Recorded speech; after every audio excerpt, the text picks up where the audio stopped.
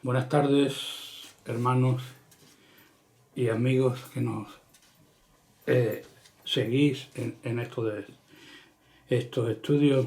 Saludos especialmente a los hermanos de la iglesia de Fuengirola y también a sus familiares, algunos que también se conectan, y a los que nos escuchan por ahí. Vamos a comenzar este estudio haciendo una oración al Señor. Oramos. Padre del cielo, te damos las gracias, Señor. Te pedimos, Señor, que tú toques los corazones en esta tarde, Señor, que podamos aprender más de ti. En el nombre de Jesús, que seas tu Santo Espíritu el que controle esta reunión, en el nombre de Jesús.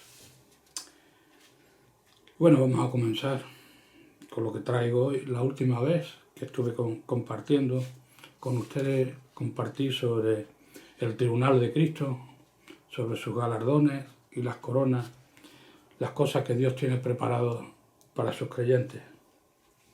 Hoy quisiera dar un giro totalmente opuesto y quisiera hacer un estudio sobre el pecado. La definición de pecado en general, en la Biblia se usan varios términos, tanto en el Antiguo Testamento como en el Nuevo, para definir el pecado. Se utiliza iniquidad, maldad en griego, ya que el Nuevo Testamento fue escrito en griego. Se utiliza la palabra anomia, que quiere decir desorden en el rechazo de la ley o de la voluntad de Dios. En 1 de Juan, capítulo 3, versículo 4, dice así: todo aquel que comete pecado infringe también la ley, pues el pecado es infracción de la ley. Dios nos dejó los 10 mandamientos como una guía de conducta, aunque para la mayoría es algo pasado de moda, ñoño. La realidad es que el pecado tiene sus consecuencias, como veremos más adelante. Cuando la maldad, o sea, los pecados, llegan a una magnitud considerable, llega el juicio de Dios, como sucederá próximamente a este planeta. Cuando comience la última semana de Daniel, semana se entiende por semana, 7 años, eso lo entenderán los que estudian escatología. Estos 7 años que están a punto de comenzar, pues todas las señales indican que va a comenzar muy pronto. Es también lo que se le llama la tribulación o gran tribulación, que son los juicios de Dios para un planeta decadente. Hubo un tiempo en que la ley de Dios iba paralela a la ley de los hombres. Eso ya ha desaparecido.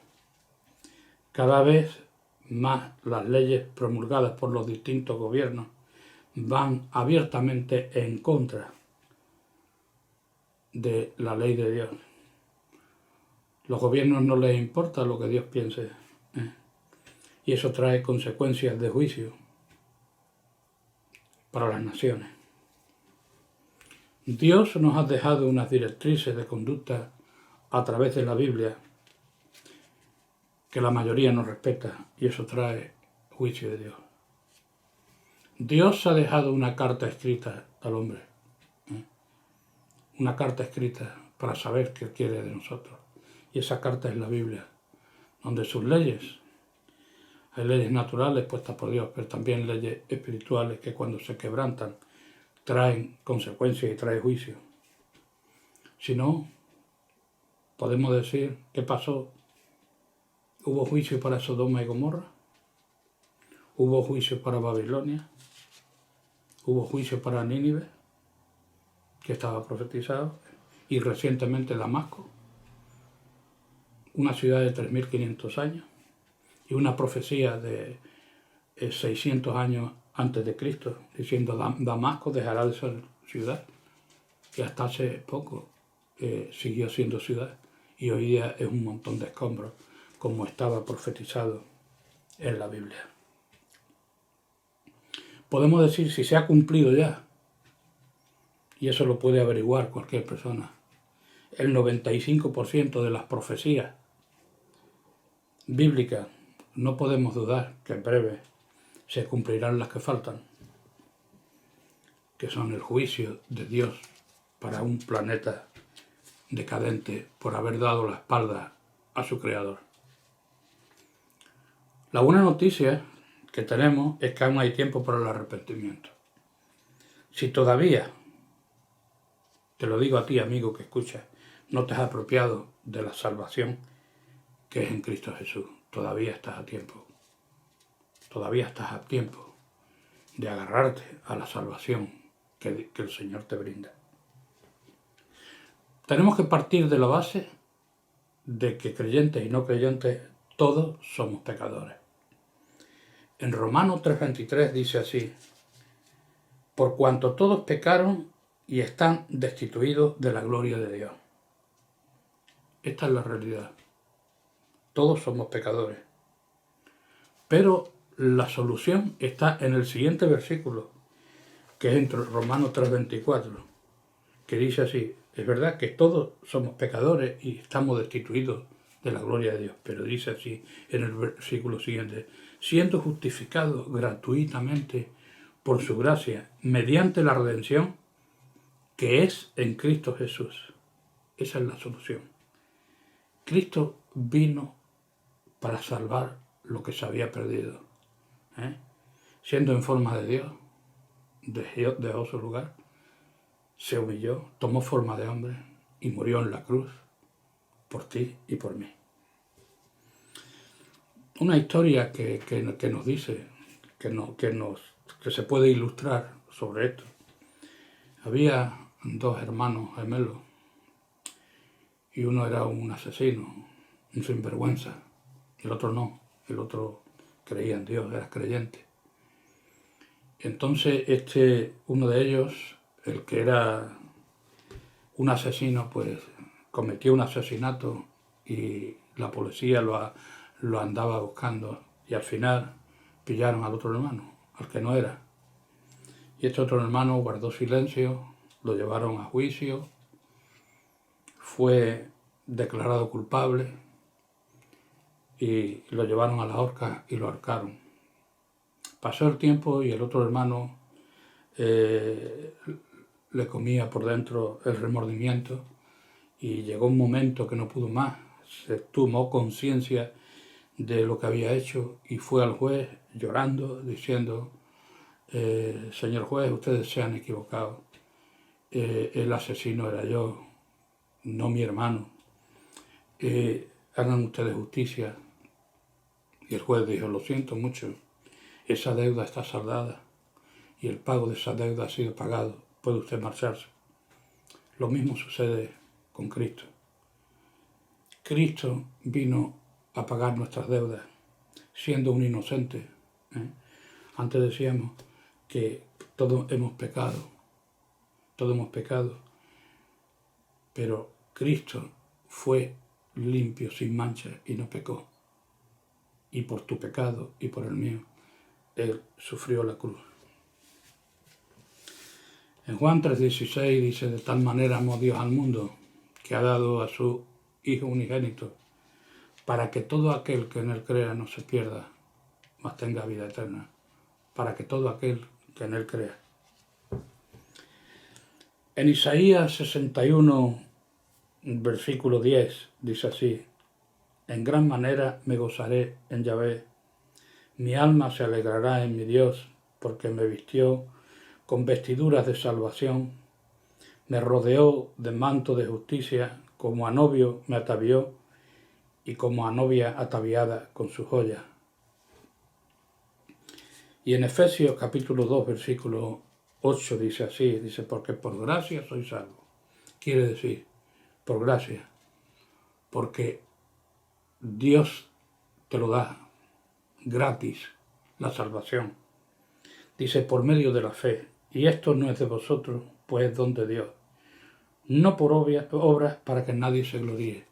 No hay una obra lo suficientemente grande para pagar lo que Dios ha hecho por ti y por mí. A pesar de nuestra naturaleza pecaminosa, a pesar de lo que realmente somos. En Isaías 64:6 dice así: si bien todos nosotros somos como suciedad, y todas nuestras justicias como trapo de inmundicia, y caímos todos nosotros como la hoja, y nuestras maldades nos llevaron como viento. Esa es la realidad, ¿eh? Somos pecadores, cristianos y no cristianos, pero gracias a Dios que podemos tener la solución en Cristo. Y ahora tendríamos la pregunta: ¿qué ocurre si un creyente peca? En el Salmo 31, versículo 1 y 2 dice: bienaventurado aquel cuya transgresión ha sido perdonada y cubierto su pecado. Bienaventurado el hombre quien Yahvé no culpa de iniquidad. Y en Romanos 4, desde el versículo 6 al 8 dice: bienaventurados aquellos cuyas iniquidades son perdonadas y cuyos pecados son cubiertos. Bienaventurado el varón a quien el Señor no inculpa de pecado. Prácticamente lo mismo, uno en el Antiguo Testamento y esto en Romanos, en el Nuevo Testamento. Estos versículos nos muestran que cuando somos justificados, cuando nuestros pecados son perdonados, no volvemos a ser culpados de pecado. Nuestros pecados son cargados a la cuenta de Cristo y su justicia es acreditada a nosotros. Una vez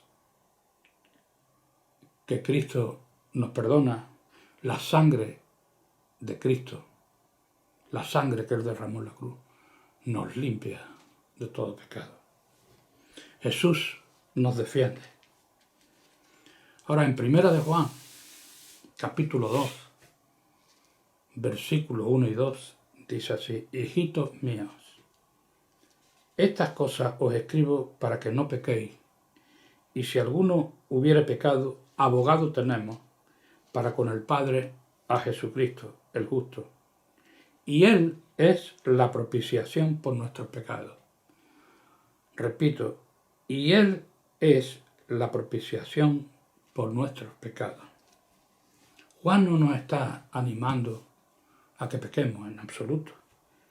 Él nos suplica que no pequemos, pero nos asegura que si pecamos, Jesús está listo para defendernos contra cualquier acusación de Satanás.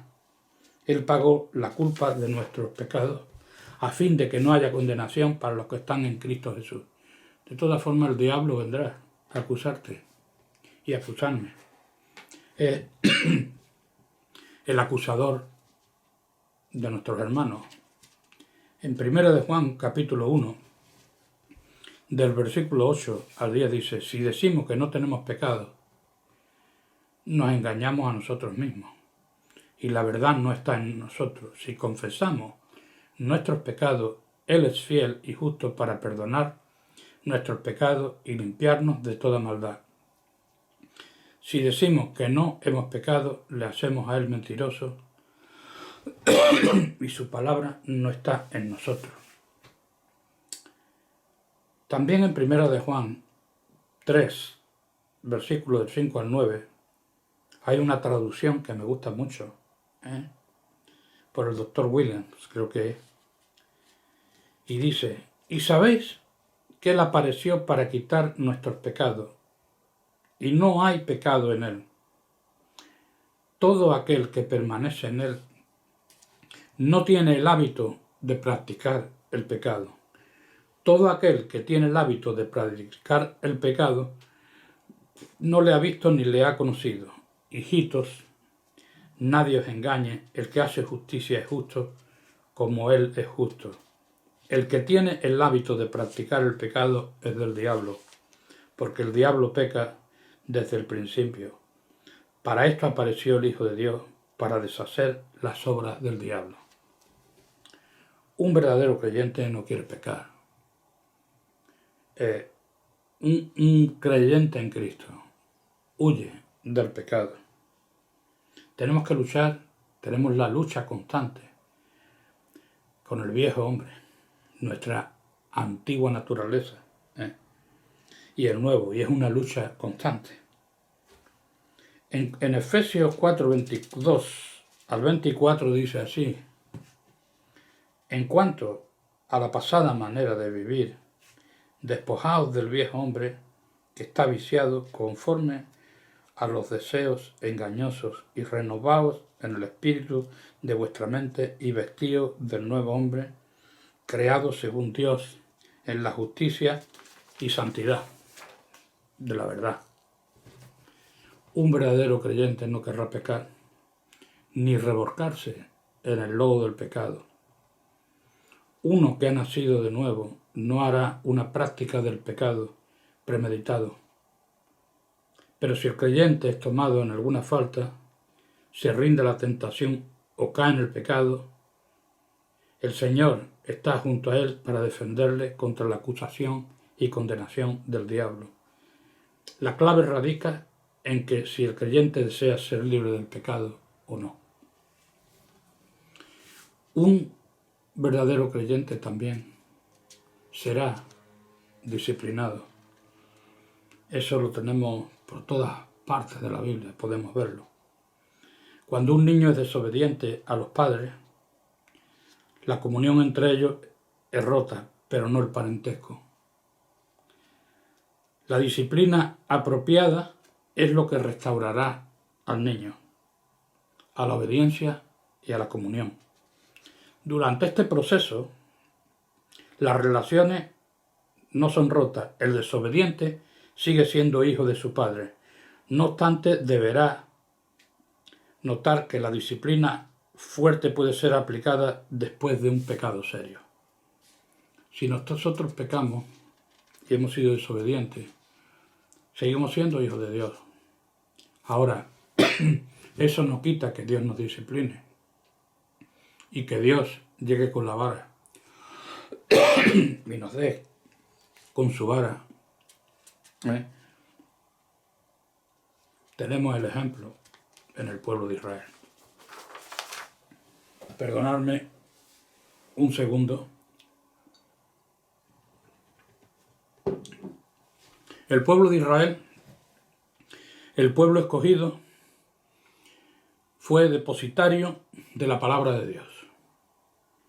Escogido en Abraham, en ti serán benditas todas las naciones y todas las familias de la tierra.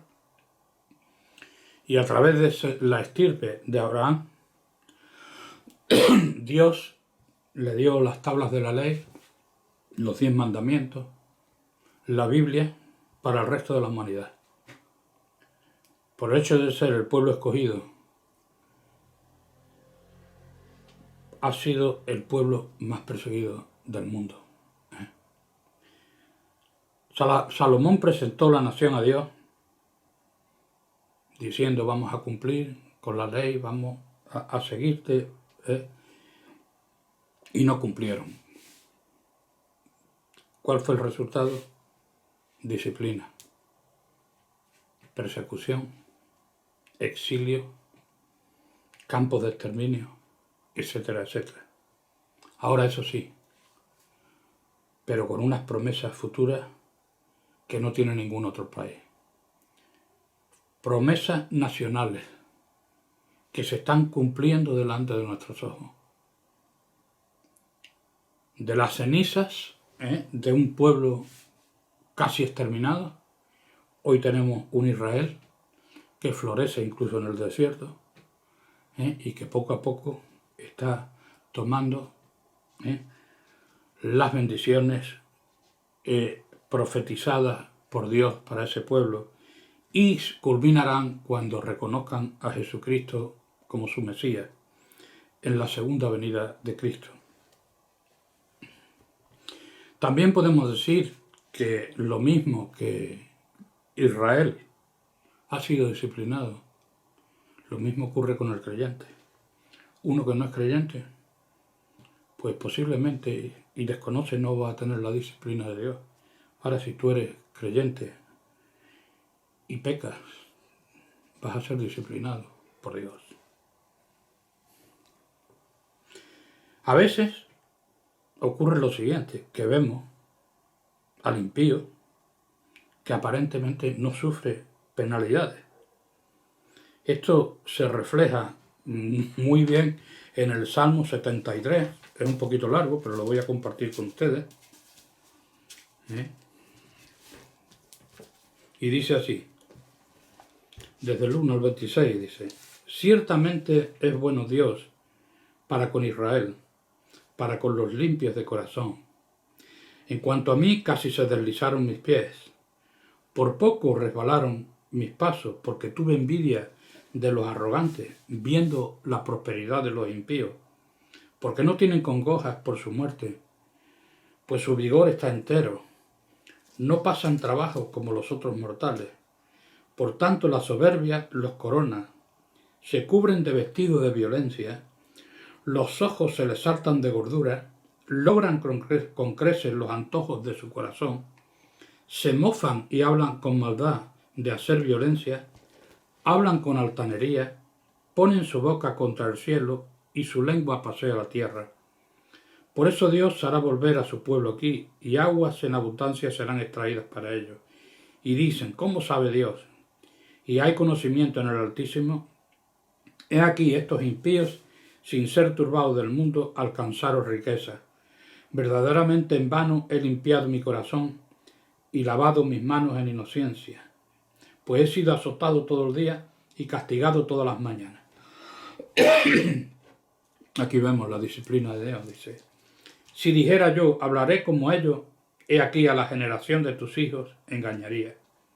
Cuando pensé para saber esto, fue duro trabajo para mí, hasta que entrando en el santuario de Dios, comprendí el fin de ello. Ciertamente los has puesto en deslizadero, en asolamiento los harás caer. ¿Cómo han sido asolados de repente? Perecieron, se consumieron de terrores, como sueño del que despierta, así Señor, cuando despertares menospreciarás su apariencia. Se llenó de amargura mi alma, y en mi corazón sentía punzadas. Tan torpe era yo que no entendía, era como una bestia delante de ti. Con todo yo siempre estuve contigo. Me tomaste de la mano derecha, me has guiado según tu consejo, y después me recibirás en gloria. ¿A quién tengo yo en los cielos sino a ti? Y fuera de ti nada deseo en la tierra. Mi carne y mi corazón desfallecen, mas la roca de mi corazón y mi porción es Dios para siempre. Empezaba diciendo, por poco se deslizaron mis pies, viendo cómo estos impíos, cómo esta gente, que no teme a Dios, puede estar tan tranquila y puede ser, y yo estoy siendo azotado cuando soy un hijo de Dios. Pero Dios, al que ama, disciplina.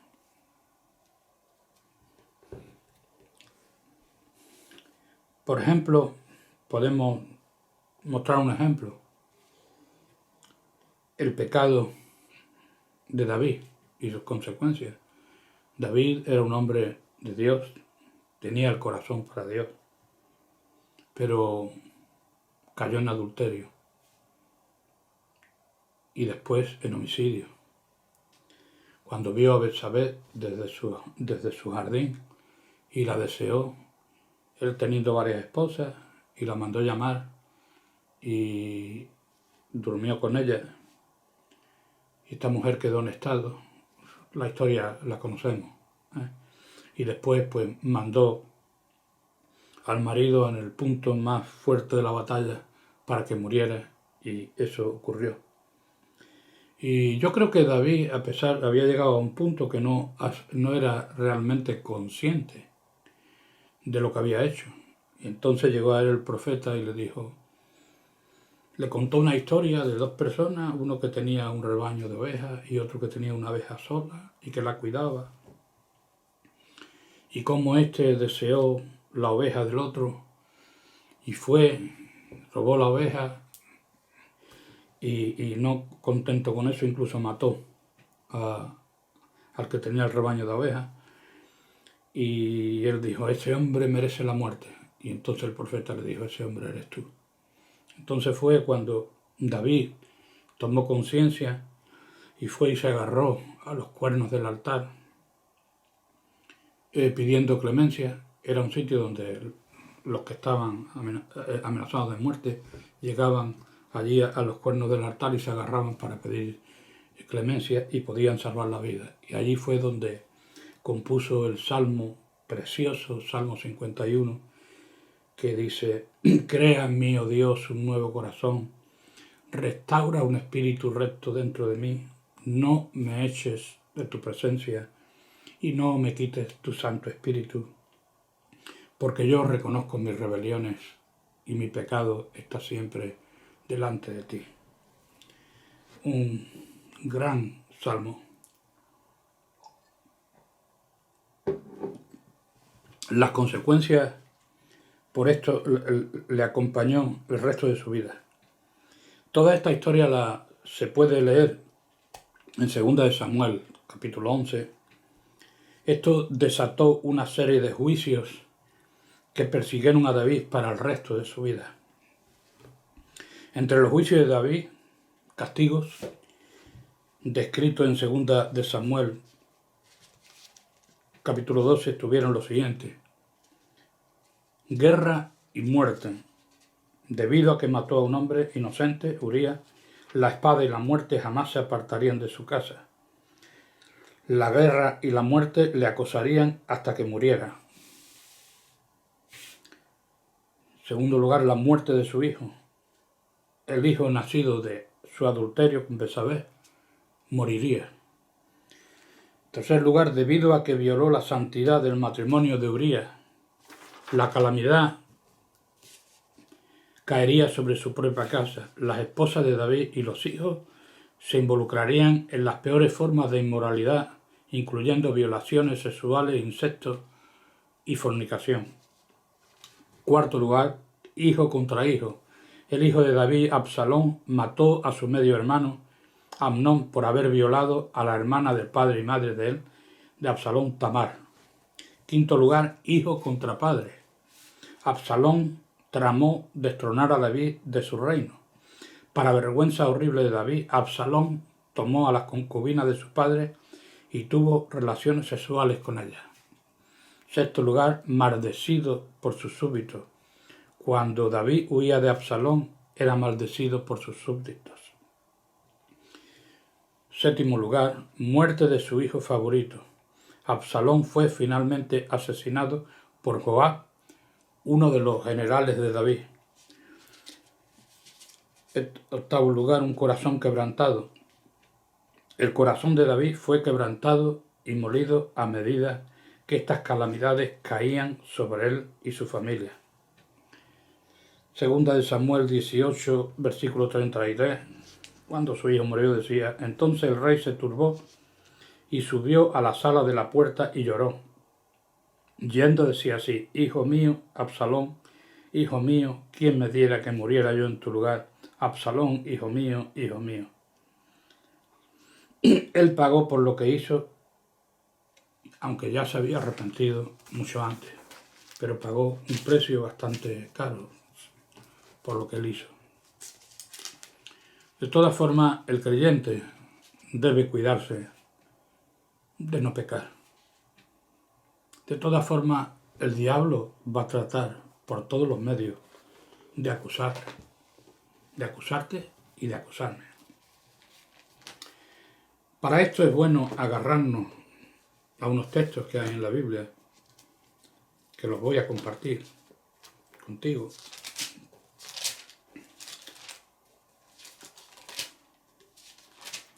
Estos textos gloriosos que muchas veces tenemos que agarrarnos. Romanos 8, 33 al 39. Dice, ¿quién acusará a los escogidos de Dios? Dios es el que justifica. ¿Quién es el que condenará? Cristo es el que murió, más aún, el que también resucitó, el que además está a la diestra de Dios, el que también intercede por nosotros. ¿Quién nos separará del amor de Cristo? ¿Tribulación, o angustia, o persecución, o hambre, o desnudez, o peligro, o espada, como está escrito, por causa de ti somos muertos todo el tiempo, somos contados como abejas de matadero. Si tú le estás haciendo pupa al diablo, el diablo te va a atacar también. No solamente la disciplina del Señor, sino el diablo te va a atacar. Pero dice así, aunque seamos contados como ovejas de matadero, aunque seamos perseguidos, aunque seamos fastidiados, ¿no? Dice, antes, en todas estas cosas, somos más que vencedores por medio de aquel que nos amó, por lo cual estoy seguro de que ni la muerte, ni la vida, ni ángeles, ni principados, ni potestades, ni lo presente, ni lo porvenir, ni lo alto, ni lo profundo, ni ninguna otra cosa creada, nos podrá separar del amor de Dios que es en Cristo Jesús, Señor nuestro. Gloria a Dios. Nadie nos puede separar del amor de Dios. Nadie nos puede quitar lo que tenemos en Cristo. Cristo nos lleva de la mano. Tú te puedes soltar, pero Cristo no te suelta. Eres tú el único que puede soltarte.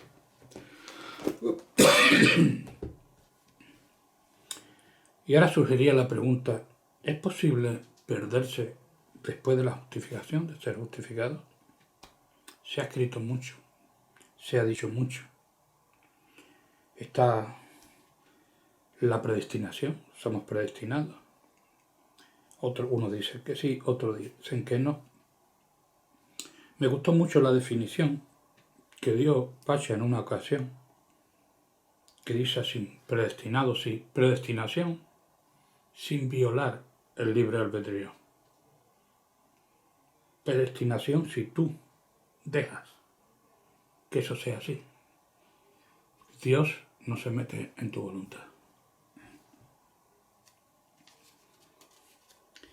En Juan capítulo 10, el Evangelio de Juan, 28, versículos 28 y 29, dice, y yo les doy vida eterna y no perecerán jamás, ni nadie las arrebatará de mi mano. Está hablando de sus ovejas, está hablando de nosotros. Mi Padre que me las dio es mayor que todo y nadie las puede arrebatar de la mano de mi Padre. Pero tenemos también advertencias serias. En Romanos capítulo 8, versículo 13 dice, porque si vivís conforme a la carne, moriréis.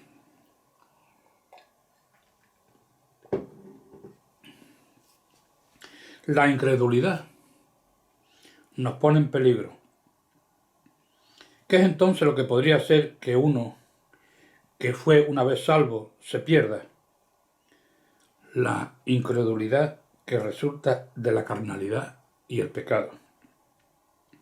En Hebreos capítulo 11, versículo 6 dice, pero sin fe es imposible agradar a Dios, porque es necesario que el que se acerca a Dios crea que le hay y que es galardonador de los que le buscan. Yo he visto algunas personas que en un día creyeron y fueron entrando en el pecado y llegaron un momento que negaron la fe. Que no, Cristo es una tontería tal. Pero la Biblia dice, para todos los que en Él creen, el requisito es creer en Él. Si uno deja la fe, tiene ese problema. En Hebreos capítulo 3, versículo 12 dice, mirad, hermanos, que no haya en ninguno de vosotros corazón malo de incredulidad para apartarse del Dios vivo. Aquí, curiosamente, dice, mirad, hermanos. La advertencia es para los hermanos. Esto identifica a los que se denominan creyentes, no es para los no creyentes. Mirad, hermanos, que no haya en ninguno de vosotros corazón malo de incredulidad para apartarse del Dios vivo. Lo está diciendo muy claro. Y en Hebreo, capítulo 10, versículo 26, dice así: porque si pecáramos voluntariamente después de haber recibido el conocimiento de la verdad, ya no queda más sacrificio por los pecados, sino una horrenda expectación de juicio y de hervor de fuego que ha de devorar a los adversarios. El que viola la ley de Moisés por el testimonio de 2 o 3 testigos muere irremisiblemente. ¿Cuándo mayor castigo pensáis que merecerá el que pisoteare al Hijo de Dios y tuviere por inmunda la sangre del pacto en la cual fue santificado e hiciere afrenta al Espíritu de gracia? Ahí me parece que lo deja bastante claro. Conclusión es: Dios, el Señor, no te suelta, no te va a soltar de la mano. Pero tú puedes soltarte. Si llega a un grado, el momento, o sea, un momento y un grado de pecado que tú niegues a Cristo, por supuesto que pierdes la salvación. Es lo que se deduce después de estos textos. Ahora, tenemos abogado en Cristo, no. Si pecamos, tenemos abogado que es Cristo. Y también para ti, amigo, que estás escuchando, te digo de que si no has gustado del favor del Señor, todavía estás a tiempo. Todavía estás a tiempo de escapar de la ola y de juicio que van a venir sobre esta tierra, agarrándote a la salvación que es en Cristo Jesús. Dice: el que tiene al Hijo tiene la vida, el que no tiene al Hijo no tiene la vida. Yo hace 40 años que me convertí al Señor y desde entonces estoy aquí y dando gracias a Dios todos los días por haberme rescatado de la manera de vivir anterior, y en Él espero y espero su venida. Si yo te invito a que, si no te has agarrado sus promesas, que lo hagas. La verdad es que queda poco tiempo. Entonces no tengo más nada que compartir con ustedes. Esto era lo que tenía que compartir. Me gustaría terminar haciendo una oración de despedida. Oramos al Señor. Señor, te damos las gracias, Señor, por tu misericordia, Padre. Gracias por tu palabra. Espero que esta palabra no vuelva a ti vacía, Señor. Toca los corazones en el nombre de Jesús. Te pedimos, Señor, que tengamos visión de futuro, que podamos ver con los ojos espirituales lo que tú quieres de cada uno de nosotros, Señor, y que pedimos, Señor, que muchos vengan a ti a través de estos estudios que estamos haciendo telemáticamente. En el nombre de Jesús te damos las gracias. Pues bueno, hermano, ha sido un honor y un placer de estar aquí con ustedes. Que el Señor os bendiga.